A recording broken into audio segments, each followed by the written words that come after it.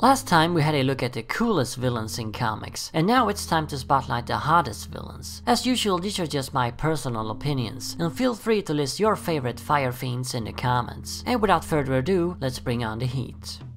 Number 5. Pyro. Real name St. John Allardyce, Pyro is a mutant with the ability to manipulate fire. An enemy of the X-Men, Pyro was introduced in the classic story Days of Future Past. He was a member of Mystique's new Brotherhood of Evil Mutants, the radical band of muties fighting against humanity with lethal force. And that's usually what he's portrayed as, a member of the Brotherhood, which is why I rank him so low on the list. Don't get me wrong, Pyro is a really awesome character. He's unique on this list in that he's the only one who can actually manipulate fire. As you'll see later, none of the others have that ability. Pyro doesn't rely on technology or gadgets to summon his power. He is the power. One thing I found very interesting too is that he can't just create flames from out of thin air. He has to have fire present in order to manipulate it. So he's basically a guy who can play around with fire and shape it like clay. But like I said, Pyro is usually just a soldier in the ranks of the Brotherhood, and not really his own villain. I could be wrong, but as far as I know, there are no stories that truly explore him and feature him as a big solo threat. Because of this, good old Pyro has to settle for number 5. Number 4. Firebrand.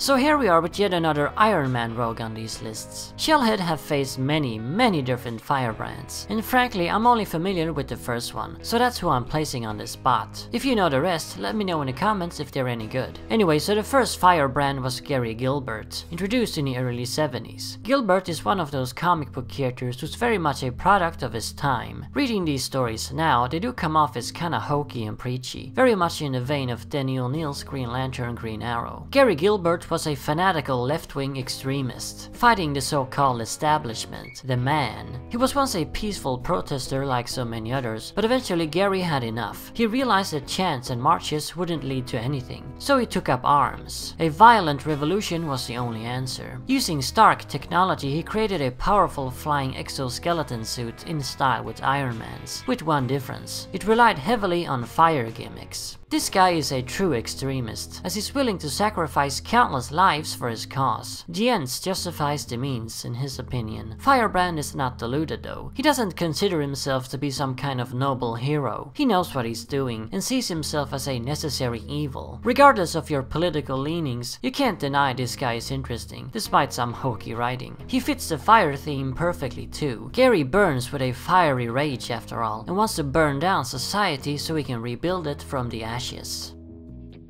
Number 3. Molten Man.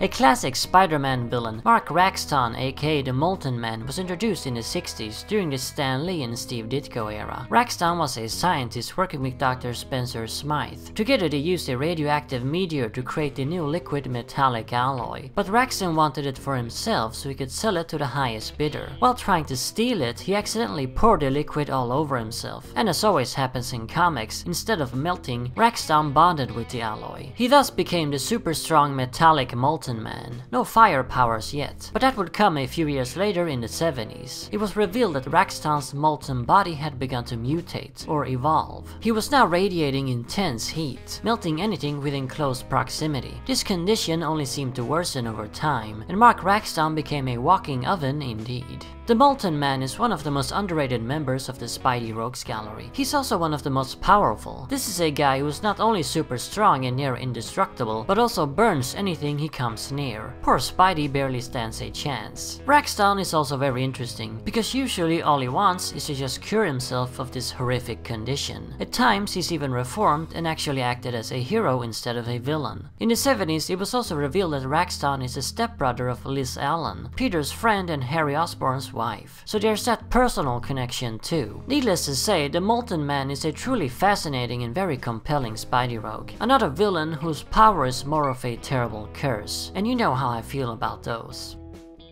Number 2. Firefly.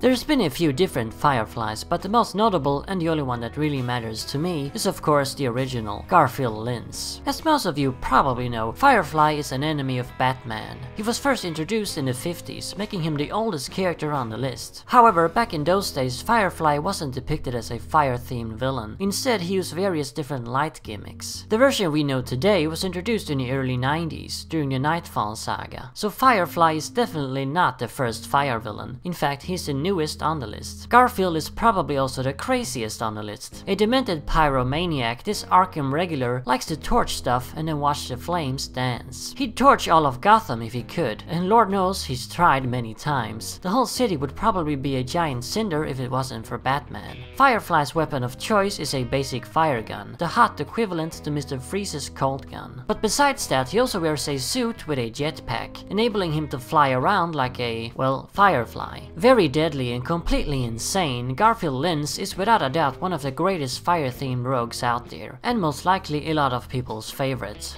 But he was beat by one on my list, and that one, which you probably guessed by now, is none other than Heatwave.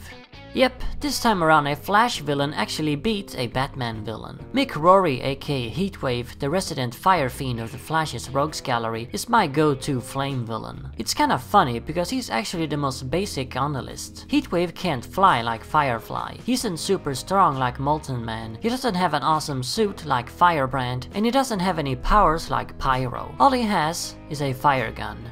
That's it. A dude in a flame retardant suit with a fire gun. But I don't really care about any of that. After all, my favorite villain of all time only has a coin and a pistol. Powers don't really mean that much to me. It's character that's truly important. And Mick Rory is one fascinating character indeed. Like Garfield Lynch, Mick is a very disturbed person. A pyromaniac who feels compelled to set stuff on fire. But unlike Firefly, who revels in his madness, Mick actually feels great remorse. He doesn't want to be a pyromaniac and hates that sick feeling of pleasure he gets when setting things ablaze. He doesn't want any of it, yet it's a condition he simply cannot shake. A sick disease that forces itself upon him, and thus leading to countless innocent casualties. He even killed his own family against his will. Yeah, a very tragic and disturbing character indeed. Mick has reformed numerous times, and is usually looking for a way to get out of supervillainy. There's always that hope that he will someday finally accomplish that for good. And while yes, Heatwave is often portrayed as just another member of the Rogues, unlike Pyro, there are actually many stories that focus solely on him.